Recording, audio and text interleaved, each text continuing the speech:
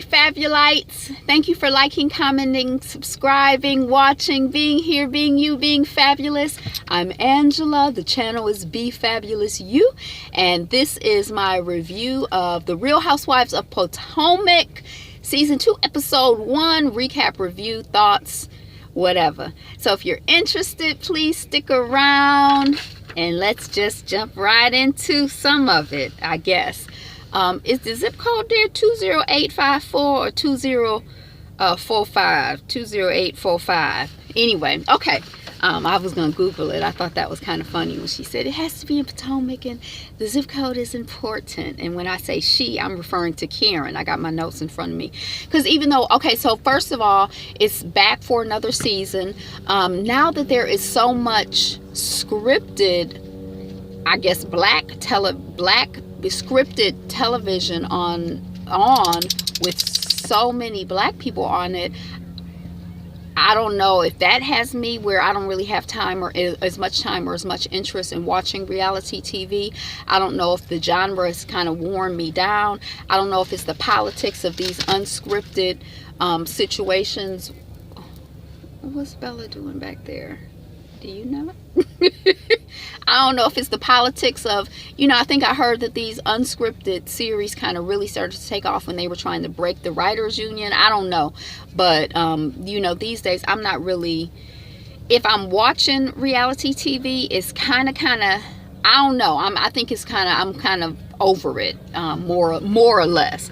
But I still do Atlanta, and I was wondering when Atlanta started, I'm like, where's Potomac? Didn't Potomac used to come on after Atlanta? Did they cancel Potomac? What happened? So when I saw that it was coming on, I'm like, okay, I'm gonna watch it. I want to see what's up with the ladies, what's going on. And I did read someplace that because it came on right after Atlanta last year, that Potomac did really good. They don't know if Potomac did really good because it came on right after Atlanta last year or because it's just a good series, but it seems like they're trying to hype up the drama, and what they wanted to do, I guess, is take it out of the time slot right after the Real Housewives of Atlanta, so it doesn't just have people kind of they want to see if people will tune in to actually watch Potomac. So I heard that they had filmed the season and the people didn't know, the cast members didn't know if it was gonna run or not. Maybe they were just deciding, nah, this didn't work out like the Real Housewives of DC or whatever. So they didn't know if they were gonna get a second season or not. I don't know if when they were filming they felt pressure, or if there has been pressure, because I've seen people who are like, they don't really care about the Real Housewives of Potomac. I like the Real Housewives of Potomac, and I feel like because it's a younger series, to me it's fresher and a little more innocent. I think something like Atlanta, you know, it's kind of like where, I guess, before of course I don't know Nene, but before I knew the character of Nene, when I was first getting to know her, it's kind of like, I don't know, do I like her, do I not like her? You know, we didn't really have any baggage, but I guess over the years of watching the show and watching her on the show, I feel like I kind of have a lot more baggage toward her. But these women, they fresh, they new, I don't know, you know, I don't have any baggage toward them, and it seems like the show is fresh and new. I feel like the fresher and the newer shows, they have less pressure to just keep ramping it up, doing something, you know, even crazier than before. This season is going to be better than the last season. And I feel like we know these, or I know, and I try to remind myself that these people, even though it's supposed to be reality TV, we know that these are like characters or caricatures of these people's lives, that we really do not know these people just because we see them on TV for a couple, 15, 20 minutes at most, you know, for 8, 10, 12 weeks of the year. You know, it's just, we don't have any context. We don't know them. So yeah, I don't know. I've just been thinking a lot about, you know, this whole, you know, reality TV thing. So anyway, I am excited about Potomac. I was wondering what was going on with the ladies, at least their stories or storylines. What is Bella back there doing? I don't even want to turn around. Can I see her? I don't see her. Okay, so this season there are still 6 housewives on the Real Housewives of Potomac.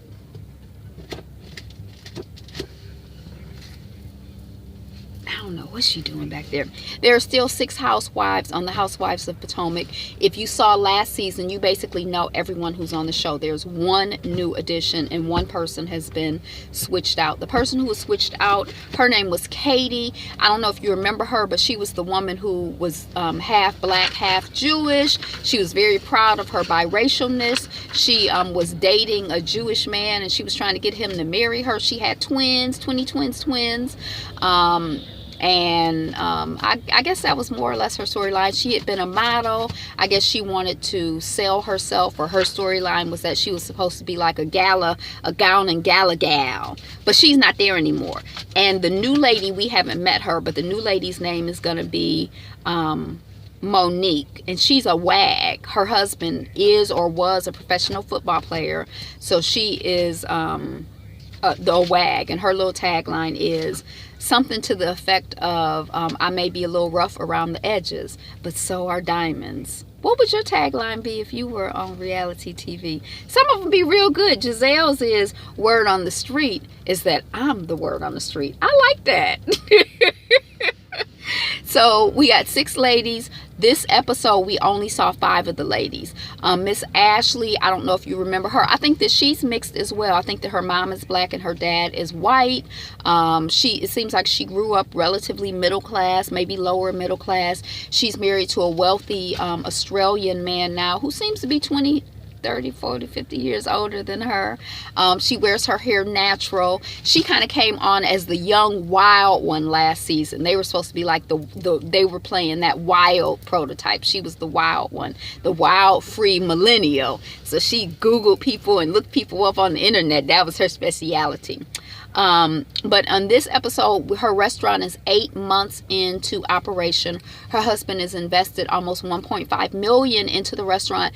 And anybody who knows, I mean, starting a business is very challenging. The restaurant business is particularly challenging. And I know that she has had some experience, Miss Ashley, of working at bars and restaurants. I don't know all of her experience, but I think that even for, professional business people, that restaurant business is a tough do. So, and then they have this, I guess the concept is Australian, and I don't know. I mean, I'm not really familiar with Australian cuisine one way or the other, but I guess I am familiar with the art of sales a little bit, and I feel like I don't think you should just come up to somebody in America and be like, hey, you want some kangaroo?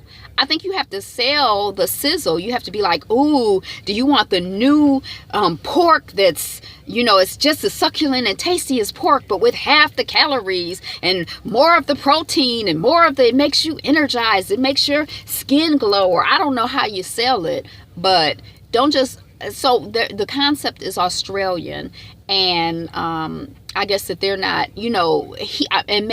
that's his concept. Maybe that's what he really wants to do, Australian. And I don't know how authentic to, actual Australian cuisine he wants it to be. But when you're introducing people to something new, something that there's a way to sell it. You have to kind of figure out how to sell it, how to market it, how to get people excited about it, get people willing to try it, get people open. Just saying you want Australian food, I don't think it's going to get people open. I heard somebody say on her review that nobody's into Australian food. People are into Chinese food and Italian food and maybe Indian food or whatever. She named a couple cuisines. I'm like, well, I imagine that when they first started selling and marketing those products in our communities. Miss Lady, chillax, relax yourself, Bella. Y'all can't hear, she in my ear whining and carrying on. But when they first started marketing those, the people were like, Italian food, tacos, and a lot of that stuff is very Americanized. But, now people love pizza. That's, although I guess our American pizza is really American pizza. But, you got to sell it. Don't just, so I'm kind of like, I'm concerned about their business. It seems like Miss Ashley has expressed that the business is kind of getting in the way of the marriage, that they spend a lot of time and effort and energy talking about what's going on with the business, and the business is not doing as well as they would like it to be doing. I think last season her husband had said, once the business breaks even, they can start trying to have children. Now, who does that? I'm thinking maybe he doesn't really want to. Is this wrong? Maybe he doesn't really want to have children with her, because it seems like I don't know. Those just seem like those are two separate things to me. And that seems like, yeah, who does that? I don't know. And it just seemed, I mean, I know all relationships are transactional, but that just seemed very transactional to me. I'm like, so anyway, she want to have babies, and he had this restaurant, and he wants the restaurant to break even and be Australian. So that's their tension. And Miss Ashley was also competing in a dancing competition that they have there in the Potomac area, and Giselle was judging it. Giselle had competed in it last year, and Giselle was judging it. Ashley was dancing in it, so we saw her with her trainer or whatever, and there was like the tension of, oh no, she can't dance, oh no, what's going to happen, is she gonna win? But they doing it for charity anyway, so it's already winner chicken dinner for everybody all around. But she did end up winning. That's the Ashley storyline. I think that's more or less what's going on. Charisse, also a wag. She is, I don't know, I think she's in the process of getting divorced from her husband. And these people kind of represent prototypes too, right? We got like the young woman, this woman Charisse, she's like an older woman, a little bit more established. She does have a 15-year-old daughter. They had a scene, I guess it seemed like all of these scenes to me, because I'm like, ugh, I was not feeling it. With them on hoverboards, her and her daughter on hoverboards, and Charisse rapping. And we saw Charisse rap last year at her 50th birthday. I could do without the rapping. I'm not a rap connoisseur, but I wasn't that excited. I'm sure, Charisse, you're a lovely lady, and you're probably the best lyricist out here. Far be it from me to try to judge. But it kind of felt like she was it kind of felt like the whole mood was trying to be like she's young and she's hip. And, I don't know. I wasn't really feeling it. I could have done without it. I guess the main storyline with her is, again, this divorce. Is her current husband, has he been cheating on her? Has she been cheating on him? Because I guess they use footage from the real world in the show and showed how Giselle had ratted her out, or maybe not ratted her out, about Charisse having a boyfriend, a fireman boyfriend, because at the reunion last year, Charisse, I don't know what Giselle said to Charisse, because we didn't get that in the edit and I don't remember, but then Charisse responded, well, I don't go around calling you a hoe. And Giselle was like, well, that's because I'm not a hoe. And then Charisse, I don't know if she said, you aren't. I don't know what happened, but I feel like even without all of that, if you said, I don't go around calling you a hoe, I would interpret that as basically you're calling me a hoe. You're just kind enough to not say it, although you just said it. So I would feel like you're calling me a hoe. So I could kind of see, the offense there. I didn't, I think that Robin, who's one of the women on the show, she didn't feel that was an offensive statement. I was offended. Now, I don't know the whole context, and I know sometimes when you get into back and forth with people, stuff can escalate, and you might say some stuff that maybe, I don't know. So I don't really remember the context, but so Charisse has sent a cease and desist letter to Giselle to not be on Watch What Happens Live with Andy Cohen, talking about Charisse's fireman boyfriend, or lack thereof, or whatever, because Charisse said, But that was basically it with Charisse. After the Dancing with the Stars, or Dancing with the Stars of Potomac thing, Charisse, when she first came, she said she wanted to talk to Giselle. Giselle was like, look, I got to judge this thing, so I don't want to talk. Well, afterwards, Charisse says, and Giselle is like, And then afterwards, Giselle is like, well, I got to go on a date. And Charisse is like, you don't have 5 minutes. But anyway, they did end up speaking, and it wasn't progressive. So there's still an argument about whether Charisse called Giselle a whore. I guess Charisse says she didn't, so she's not going to apologize for it. Whether Giselle was out of line, telling her friend's business or making up stuff about her so-called friend. So that's, that's that. Okay, so that's Charisse. I feel like I'm interested in, I want to know more about this business that Ashley is building. I don't really know what Charisse has going on, but I'm not really interested in the rap thing, and I'm not really interested in the hoverboard thing. So Charisse, I guess I have gone through divorce, so I think that there is the potential of some interest or relatability with the whole divorce thing. I don't know.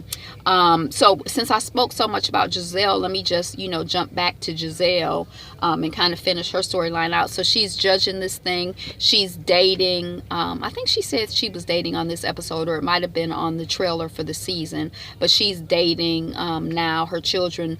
Oh, right, because I think the guy she was going out with is on the shorter side, in terms of his height. But I think she figures if he's tall with his wallet and tall with his other package, that if they have some chemistry, they might be able to work something out. So that's Giselle. She was judging the dance contest, and I don't really remember anything else that's going on with her. Giselle, she's kind of, I think that everybody on these shows feels like they have to, or a lot of the people on the show feel like they have to be, throw the most shade and have the quickest wit and be the smartest and the jazziest and say the cleverest things. And she's kind of like that. So, she's kind of relatively interesting to watch, I guess. Yeah, she cool. I'm tuning in next week. I want to see what happened with everybody. So I'm here for y'all, Potomac. Then we had Karen. Karen was Karen Hugan, who's married to the Black Bill Gates, who I guess now he's Dr. Black Bill Gates. I think I had researched last year, and he does have some advanced degrees that would qualify him as a doctor. But I don't remember anyone referring to him as doctor last year. But I don't know if it's Huger. I don't remember. But she says that her tagline is Potomac put her on a pedestal and she likes it or something. I don't know. But I'm here for her character. I don't know her personally, but I think it's really funny to me to imagine that she has come from very humble beginnings, and now as they're house hunting, because she says they're not downsizing, they're resizing now that they're empty nesters. So she might go smaller, but she might go bigger.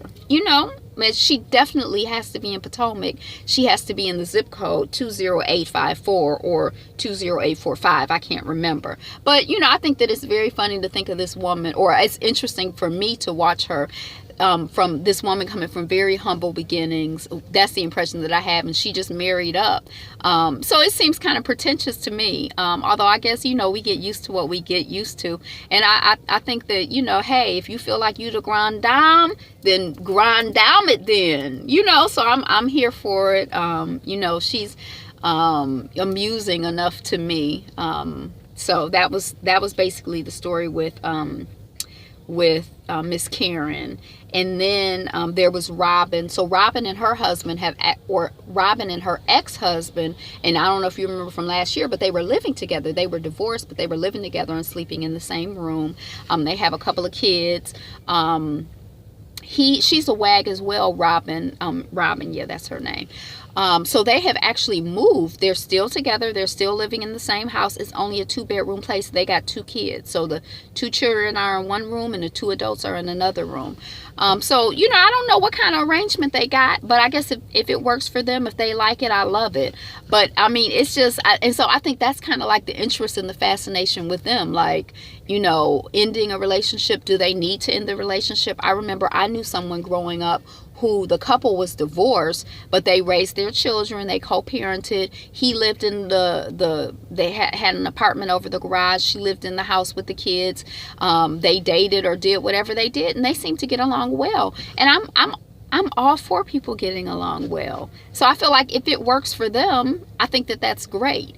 If it's blocking, and I think, we have to figure out what's blocking us, what's not blocking us, what works for us, what doesn't work for us. But, if she needs to move on, she needs to move on. But I don't know. It's just interesting to watch. But they have downsized to this place. They're 45 minutes away from Potomac. I guess it's worth it to drive in for filming or whatever when you're getting paid, whatever they getting paid to do the show.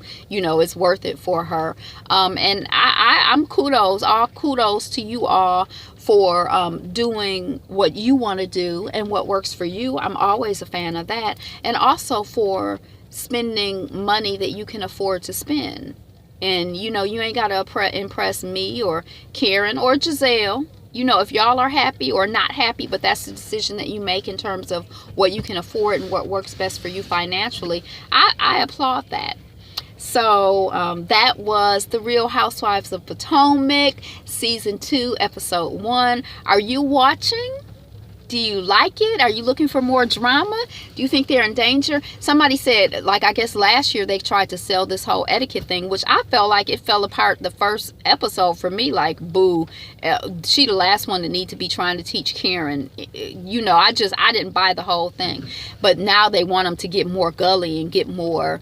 But, you know, I feel like I'm here for reality TV. I don't think that all reality TV has to reflect you know, I don't want to say the lowest of the low, but can't they just be, you know, wealthy women and we watch their interpersonal relationships and be entertained? I mean, do we have to have, you know, drama and name calling and, you know, in your real life, I think interpersonal relationships are interesting. So I don't know. I guess I'm corny or whatever, but I'm here for y'all, Potomac. I'm watching. I know it's not. It's kind of real, sort of, kind of, but, you know, I'm watching. I'm interested.